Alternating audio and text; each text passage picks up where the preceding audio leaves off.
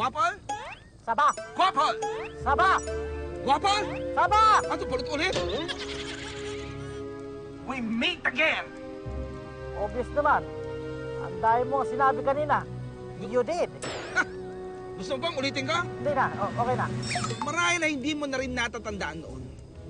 Naghahanap kami ng malasakit. Pero wala! Unti-unti na kaming nawawala sa ibabaw ng mundo. Pero anong ginawa mo? Ini-spray na kami ng mga mababahong lason? Anong ginawa mo?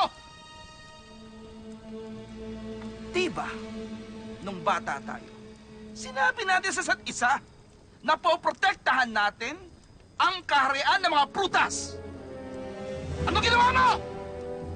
Pinagpalit mo ako sa tao! Wapol naman! Ang tindi mo! Pati nga ito eh! Nakalimutan mo na! I'll show it.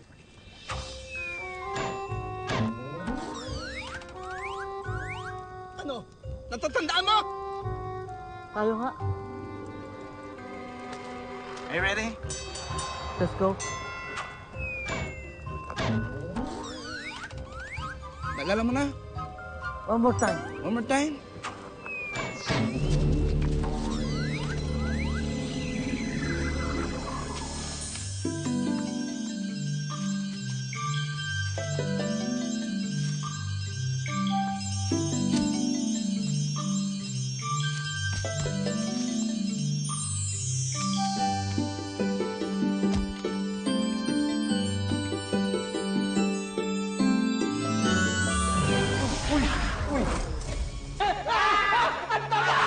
Patience one.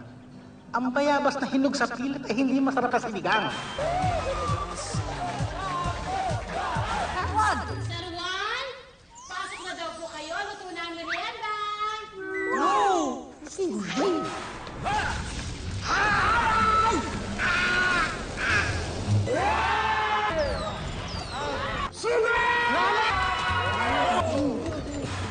Wapol!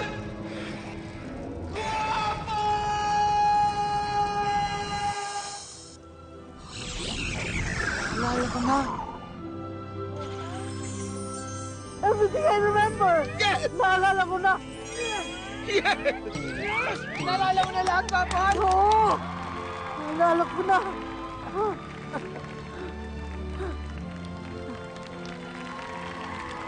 Mahal na Diwata, naging kasalanan dito. Marami ako. Pero mas makakatulong kung pupunta ako sa lupa at ako mismo kikilos. I think doon that is. Pero pamilya doon I have.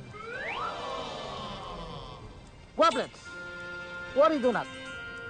Madali lang kayo punta doon. Pero namimiss ko na din sila. Long time na pala. True that is. Kung gayon, sino na magiging hari? Reyna. Oh, lalaki ako. BFF, not you. Pruti tinutukoy ko. Humble lang siya. Kaya hindi niya kinukuha yung trono. Pero I believe, siya ang karapat-dapat na maging reyna ng kaharian ng prutas. Paano nasabi ng oro ka ng tadhana? Mawalang galang lang po, mahal na Diwata. Baka mali lang po ang iyong pagbasa. Sabi nga po sa bugtong, yung mukuma ng reyna, di malalaglag ang korona.